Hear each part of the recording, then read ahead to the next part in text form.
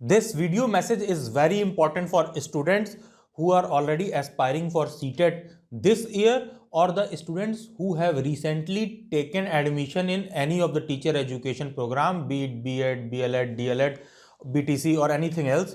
तो नोटिस आया है सीटेट की वेबसाइट पर, वो कुछ इस प्रकार है. I read it for you. Central Teacher Eligibility Test will be conducted as computer based online exam during 16th December 2021 to 13th January 2022. Multiple shifts will be conducted in each date of examination. The board will use different sets of question papers in different shift of examinations. I will repeat. The board will use different sets of question papers in different shift of examination. It is brought to the notice of all stakeholders of this examination that diligent efforts have been made to ensure that difficulty level of questions and coverage of syllabus remains comparable across each question paper set. Further, to ensure fairness, the board may adopt a score normalization process to account for variations, if any, in the difficulty level of different sets of question papers. तो यहां पर board ये कह रहा है कि अब CTET के एग्जाम में नॉर्मलाइजेशन होगा. देखो, पता है, अभी एक एक एस्पेक्ट पे मैं इसका डिस्कस करूंगा. इस नोटिस की ग्रेविटी को आप समझने की कोशिश करो. ये सिर्फ एक ऐसा नोटिस नहीं जो पढ़ के इग्नोर कर दिया और बात खत्म हो गई.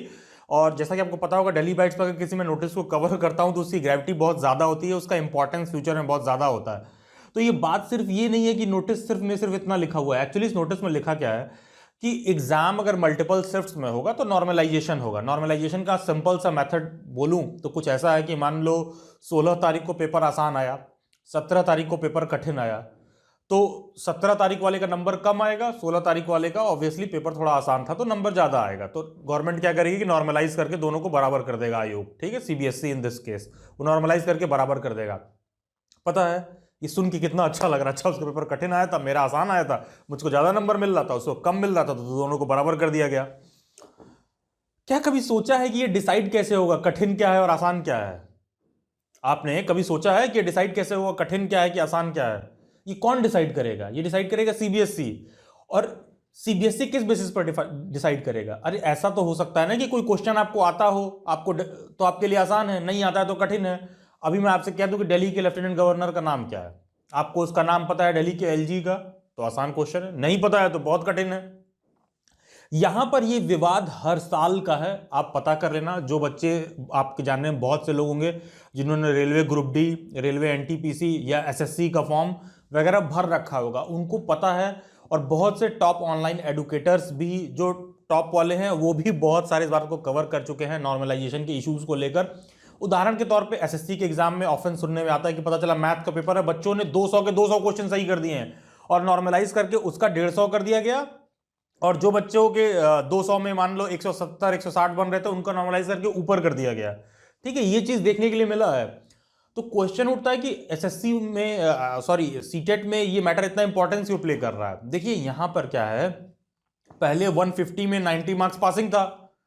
अब आप कह रहे हो कि मैं पेपर दे के आऊंगा, आप बाद में उसको जज कर दोगे कि पेपर तो इजी है, तो मुझे क्या करोगे, आप मेरा नॉर्मलाइज करके घटा दोगे, 90 से 85 कर दोगे. तो एक तरह से वो लड़का सीटेट में फेल हो जाएगा जिसका 90 से में 85 हो जाएगा. और कोई ऐसा भी हो सकता है जिसके 85 आ रहे हो और ये कहा जाएगा कि उसके शिफ्ट का पेपर कठिन था तो उसको पास कर दिया जाएगा.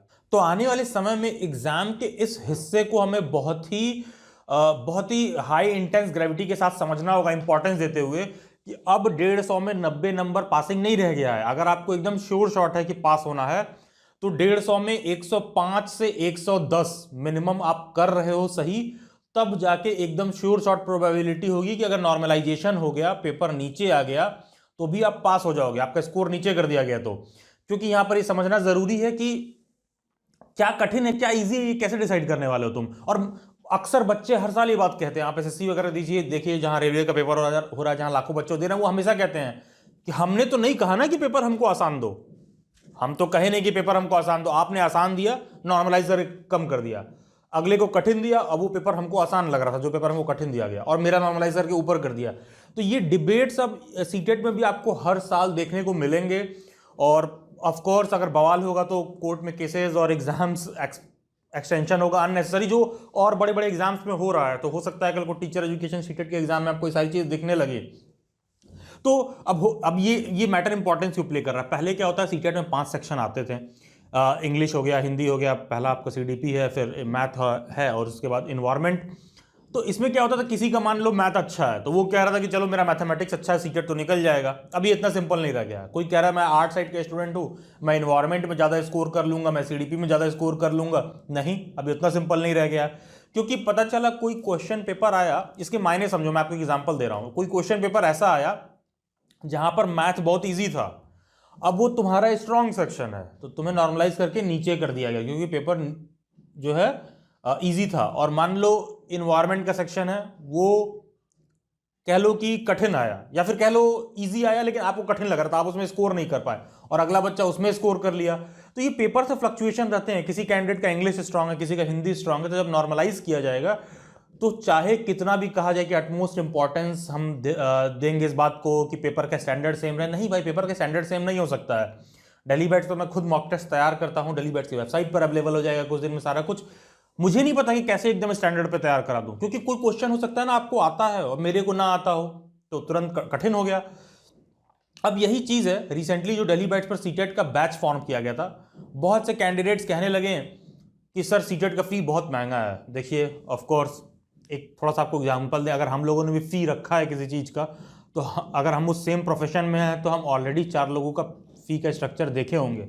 मैं फ्रैंकली बता रहा हूं कि और लोगों के 2,000-3,000 रुपये फीस है, 2 से 3,000 रुपये का कोर्स है, 1,000 रुपये का मॉक टेस्ट है। डेली बाइट्स पर वही चीज़, सारा सब्जेक्ट हम कवर कर रहे हैं ऑलमोस्ट 8 to 9,000 रुपीज़ में, और हमारे वेबसाइट पर भी मॉक टेस्ट वगैरह सब कुछ फ्री है।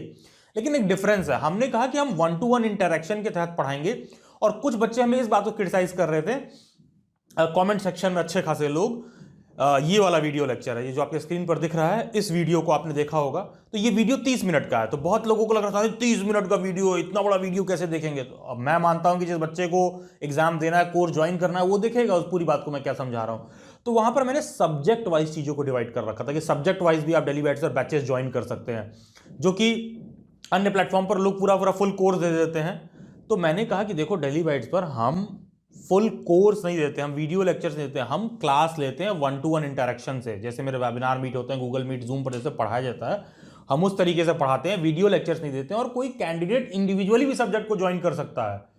ये पीछे जब मैंने किया तो बहुत लोग इस कारण को समझ नहीं रहे थे। इनफैक्ट जो सीटेट के फील्ड में जो बहुत समय से लोग पढ़ा रहे हैं, उन लोग भी इस बात की ग्रेविटी को समझ नहीं रहे थे, या फिर कह लीजिए समझ रहे थे, उन्होंने कभी इस तरह की बात आप लोगों को समझाई नहीं। जब नोटिस आया कि एग्जाम ऑनलाइन होगा और एग्जाम 30 दिन तक चलेगा, इस महीने के 16 तारीख से अगले महीने के 13 दिसंबर तक, तो इसका मतलब सिंपल सी बात यह है कि नॉर्मलाइजेशन होगा। नॉर्मलाइजेशन होगा तो हर इंडिविजुअल सब्जेक्ट का भी आपका स्ट्रांग पोर्शन होना चाहिए ना, इसीलिए हमने ये फैसिलिटी दे दी। थोड़ा सा मैंने वहां पर अपना पीठ नहीं थपथपाऊंगा, मुझे लग रहा था कि ये ऐसा होगा। तो जब ऐसा होगा तो भाई ऐसा थोड़ा है नहीं कि तुम मैथ पढ़ के आओगे, कहोगे सीडीपी में हम एकदम कम करने वाले हैं, सीडीपी में कम करके आओगे तो उसमें इन्वायरमेंट में ज़्यादा करने वाले हो। मैं ये नहीं कह रहा हूँ कि सेक्शनल कट ऑफ है, मैं कह रहा हूँ सभी पोर्शन थोड़ा थोड़ा मजबूत होना चाहिए, क्योंकि किसका पेपर में कौन सा सेक्शन कठिन और आसान आएगा ये डिबेट तो बाद में छिड़ेगा ना। तो हमें अपने आप को पास करने के लिए क्या करना है, सभी सेक्शन में थोड़ा थोड़ा एग्जाम को अटेम्प्ट करना होगा। यही रीजन था कि डेली बैट्स पर ये फैसिलिटी दी गई कि कोई बच्चा सीडीपी का ज्वाइन करना चाहे सीडीपी का कर ले, कोई मैथ का ज्वाइन करना चाहे मैथ का कर ले, कोई इन्वायरमेंट का करना चाहे तो इन्वायरमेंट का कर ले। और आप उस पूरी 30 मिनट की वीडियो को देखिए जिस स्ट्रक्चर से मैंने बात को समझाया है, बिकॉज ये बात ज्यादा महत्वपूर्ण है इस बात से कि मुझे कितना कोर्स मटेरियल, वीडियोस और मॉक मिला, इस बात से ज़्यादा इंपॉर्टेंट ये है कि क्या चीज़ करने से मेरा सिलेक्शन होगा। जो मेथड मैं बता रहा हूं उससे आप फर्स्ट अटेम्प्ट में इजीली सेलेक्ट हो जाओगे। और अगर किसी को आज तक ये लगता था कि अच्छा सीटेट का पेपर तो बहुत हलवा है, हम फर्स्ट अटेम्प्ट में हो जाएंगे, नहीं हो सकता है आपका एग्जाम आते आते उसमें इतनी बार अमेंडमेंट्स और बदलाव हो जाए कि तब तक आपके लिए पास होना मुश्किल हो जाए। क्योंकि हो सकता है आप 100 नंबर भी कर रहे हो, नॉर्मलाइज होकर अगर 89 भी कर दिया तो 1 मार्क्स के कारण वो फेल हो जाएगा कैंडिडेट। तो इस नोटिस की ग्रेविटी को समझिए आप, सो दैट फ्यूचर में आप उसी हिसाब से अपना प्रिपरेशन करते रहिए। Thank you, God bless you, best wish.